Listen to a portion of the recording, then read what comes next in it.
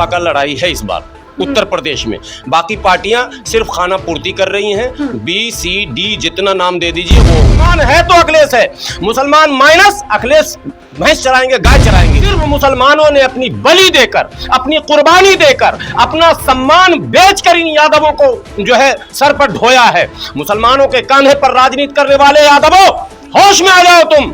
मुसलमान इस बार तुम्हें कांधे पर नहीं ढोएगा। मुसलमान के सामने तुम्हारी गले बोल रहे हैं 400 पार। मोदी जी भी तो देख रहे होंगे, बंद कमरे में हंस रहे होंगे, हा हा हा, वाह जी अखिलेश क्या तुमने काम किया, वाह जी अखिलेश दे दिया भारत देश, बदलते रहो भेष। यही 400 पार करवाएगा भाजपा को, ये गठबंधन ही 400 पार करवाएगा और इसी के बल पर मोदी जी बोल रहे हैं 400।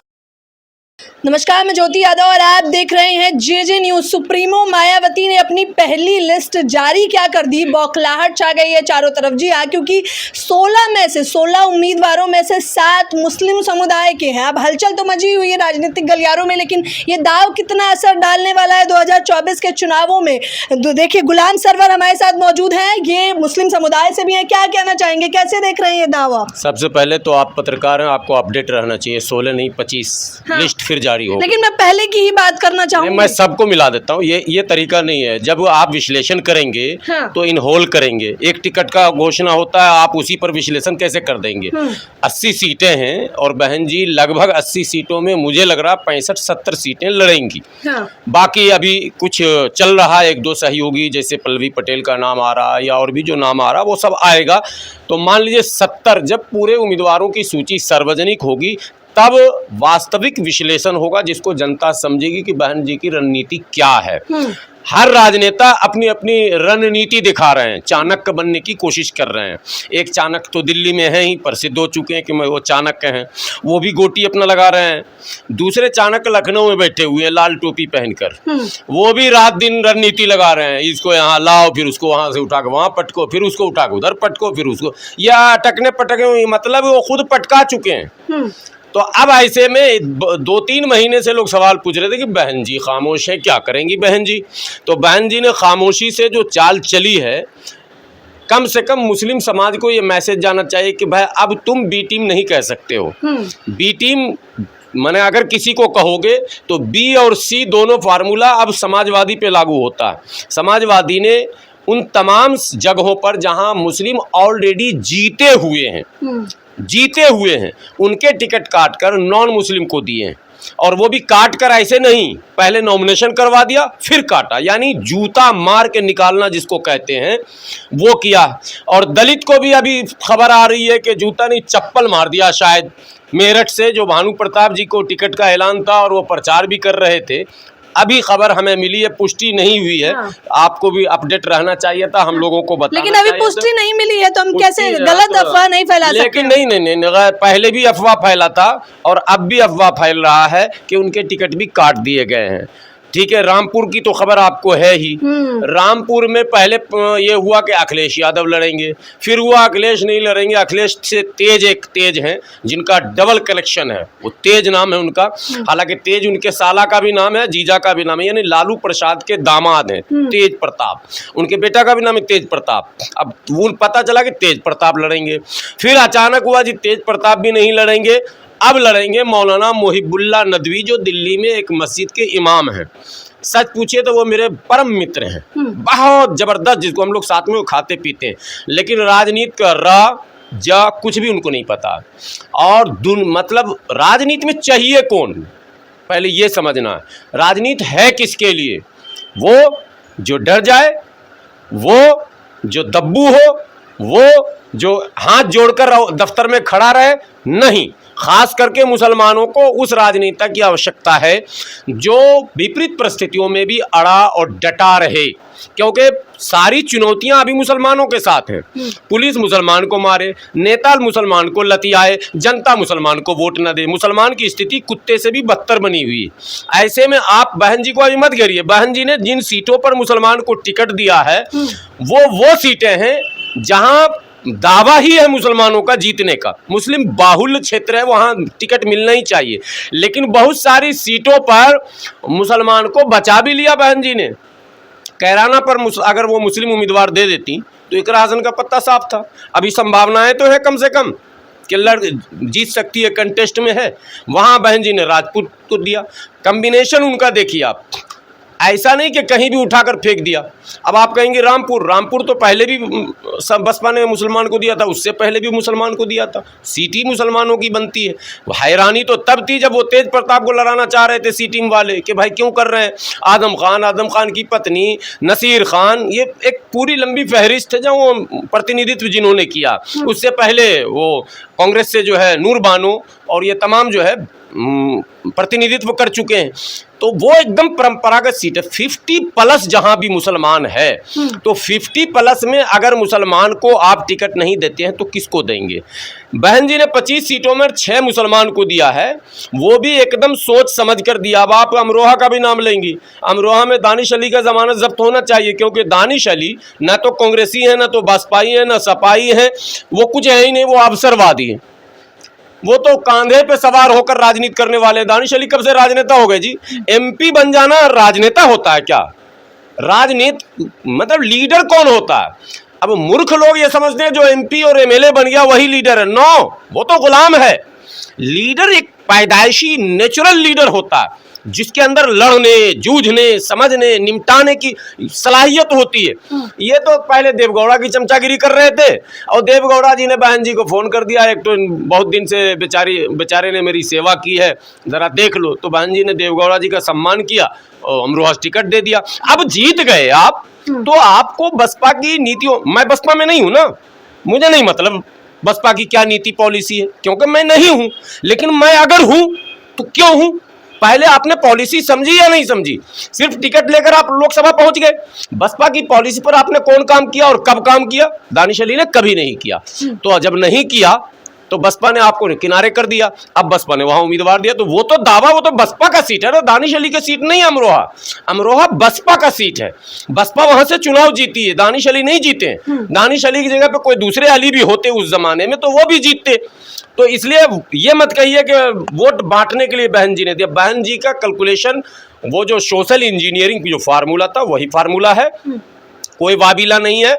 ये अखिलेश जैसे लोग बहन जी को बी टीम कर रहे हैं, वो खुद सी टीम है। लेकिन मुझे पता है कि 25 उम्मीदवार हैं, लेकिन जब पहली लिस्ट आई थी तो चर्चाओं में तो बहुत थी। तो पश्चिम में वेस्टर्न में कोई भी आएगा जहां तो खुशी कितनी मिली पहली लिस्ट देख के मुझे। पहली से भी है, दूसरी से भी है, मैं तो कह रहा हूँ तीसरी भी अभी आने वाली है, उसमें भी खुशी है। क्योंकि बहन जी बिल्कुल सोशल इंजीनियरिंग को सामने रखकर खामोशी से फैसले ले रही।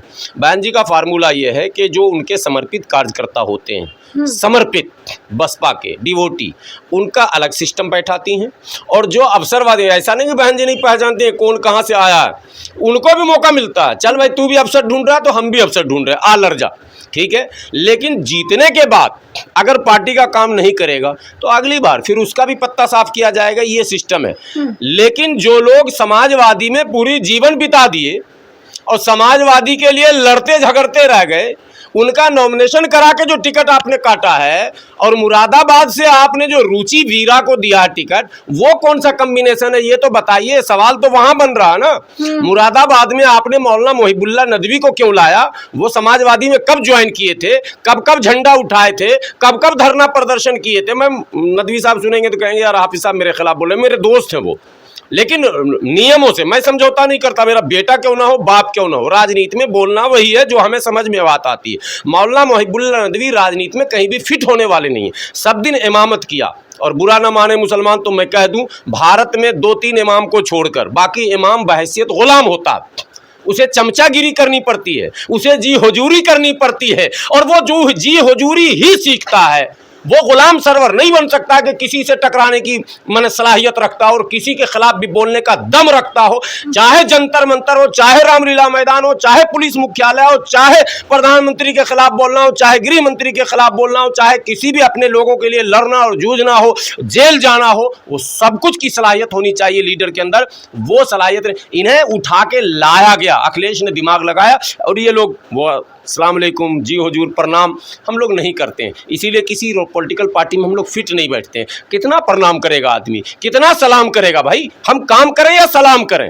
तो हमारे पॉलिटिकल पार्टी के लोग खास करके सेकुलर पार्टियों के जो वो झंडा बरदार हैं, वो काम वाले मुसलमान को नहीं चाहते, सलाम वाले मुसलमान को चाहते हैं। तो आप मुझे अब समझा दीजिए और हमारे दर्शकों को भी कि अब जो समीकरण चल रहा है आपके दिमाग में वो सुप्रीमो मायावती का, सिर्फ और सुप्रीमो मायावती का, बताइए कैसे चलता हुआ देख रहे हैं चुनाव? आप देखिए, सारे लोग देख रहे हैं, सारे लोग आपका समीकरण क्या क्या? समीकरण मेरा ये कह रहा है कि कुछ भी सफलता अगर मिलेगी उत्तर प्रदेश में तो बसपा को ही मिलेगी, बाकी तमाम पार्टियां धराशायी हो जाएंगी और भाजपा लड़ेगी। भाजपा और बसपा का लड़ाई है इस बार उत्तर प्रदेश में। बाकी पार्टियां सिर्फ खाना पूर्ति कर रही हैं, बी सी डी जितना नाम दे दीजिए वो उस रोल में हैं, कहीं उनका कोई उनकी भूमिका कहीं नहीं है।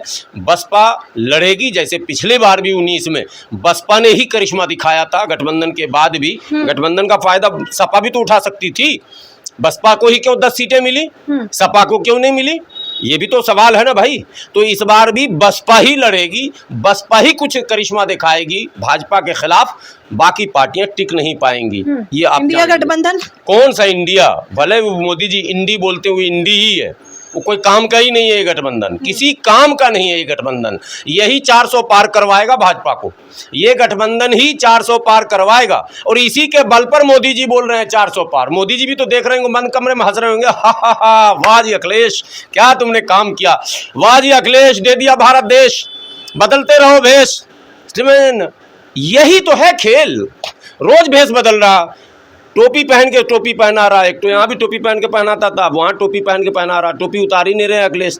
मैं तो तुम ताम करता हूँ, मैं जब माननीय अखिलेश यादव जी श्रीमान, और ये चमचागिरी वाली भाषा नहीं आ रहा। अखिलेश को अगर गुलाम सरवर पसंद नहीं है तो गुलाम सरवर को अखिलेश नहीं पसंद है। क्या है अखिलेश भाई, मुसलमान है तो अखिलेश है, मुसलमान माइनस अखिलेश भैंस चराएंगे, गाय चराएंगे, यही हैसियत है। तेजस्वी की भी यही हैसियत है, मैं तो कहता हूं लालू की भी यही हैसियत थी। सिर्फ मुसलमानों ने अपनी बलि देकर, अपनी कुर्बानी देकर, अपना सम्मान बेचकर इन यादवों को जो है सर पर ढोया है। मुसलमानों के कांधे पर राजनीति करने वाले यादवों, होश में आ जाओ तुम।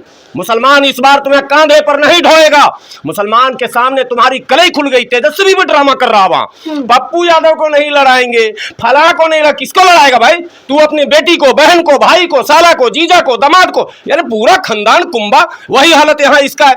चच्चा चोर, दो चचा, एक बड़े चचा जो राज्यसभा में रहेंगे, पूरा जीवन बीत गया, दांत टूटा कि नहीं टूटा, राम गोपाल यादव कब से राज्यसभा में, साला हम पैदा भी नहीं हुए तब से वो राज्यसभा में। दूसरे चच्चा जो है वो मोच वाले बॉस जी, क्या नाम है उनका, शिवपाल यादव। तो दो चच्चा, चाचा चोर भतीजा पाजी जो सुने, फिर भतीजा, फिर बाप, फिर बेटी, फिर वो डिम्पल, फिर डिम्पल के बाद वो कौन पल, कितना पल पल इनके सारे तो परिवारवाद। तो क्या परिवारवाद है? कौन वोट कौन दे रहा? कितना परसेंट यादव वोट है भाई? क्यों मुसलमान बेवकूफ बन रहा? कितना यादव का वोट है उत्तर प्रदेश में और बिहार में? परसेंटेज बताओ पहले। नहीं बनाएंगे हम मुख्यमंत्री यादवों को। यादवों ने धोखा दिया मुसलमानों को, यादवों ने भाजपा को आगे लाया है। आज यादव कितना, दोनों हाथ में लड्डू, मियां का वोट मार भी खाएगा मियां, और यादव मुख्यमंत्री इधर भी बनेंगे और भाजपा में भी यादव ही यादव। लो भाई, सब पे कब्जा करके बैठ गए। बिहार में जाइए, गृह राज्य मंत्री नित्यानंद राय यादव, विधानसभा अध्यक्ष नंद किशोर यादव, फला आबकारी मंत्री रामकृपाल यादव। अरे भाई, भाजपा में भी यादव। ये 6% वाला सब पे कब्जा कर लिया और हम 20% वाले भिकमंगे बने हुए हैं, नाकारे बने हुए हैं। टिकट के लिए हम रो रहे हैं, गिरगिरा रहे हैं, अखिलेश जी मुझे टिकट दो। लो, ठीक कर रहे हैं, महमूद पराचा लड़ रहे हैं, मैं भी 2-4 सीट पे जाकर नॉमिनेशन करूंगा। इनको तबाह बर्बाद करना जरूरी है। तमाम मुसलमान लड़ जाओ, लड़के इनको तबाह करो, ऐसे नहीं है मानने वाले हैं। मैं इसीलिए कहता हूँ ओवैसी साहब को लड़ना चाहिए। पता नहीं इस बार ओवैसी साहब को क्या हो गया, सारे चीज पे लड़वाओ, सारा देखा जाएगा जो होगा। ये लोग बड़े ड्रामे कर रहे हैं यार, इतने ड्रामे राजनीति में नहीं चलते और चलने भी नहीं देंगे हम लोग। तो ये थे हमारे साथ गुलाम सरवर, जिनसे हमने खास बातचीत करी है। आपने देख लिया होगा कि एक समुदाय सपा जो बार बार बताती फिर रही है, सब जगह ये बताती फिर रही है कि अब मुसलमान समुदाय को हम एकजुट करके चलेंगे, लेकिन धोखाधड़ी आपको कैमरे पर खुलासा हो गया होगा। फिलहाल इस खबर के बारे में आप लोग अपनी प्रतिक्रिया देना बिल्कुल ना भूलें। मायावती का समीकरण किस ओर जा रहा है, आप लोग हमें अपनी राय कमेंट बॉक्स में जरूर बताएं। कैमरा पर्सन फरदीन के साथ ज्योति यादव, जेजे न्यूज़। मुझे और मेरी पूरी टीम को आपके सहयोग की आवश्यकता है। अपना सहयोग भी बनाए रखें और साथ ही साथ अगर आप हमें आर्थिक रूप से भी सहयोग करना चाहते हैं तो हमारे ज्वाइन बटन को क्लिक करें, चैनल को सब्सक्राइब करें और ज़्यादा से ज़्यादा शेयर करें। धन्यवाद।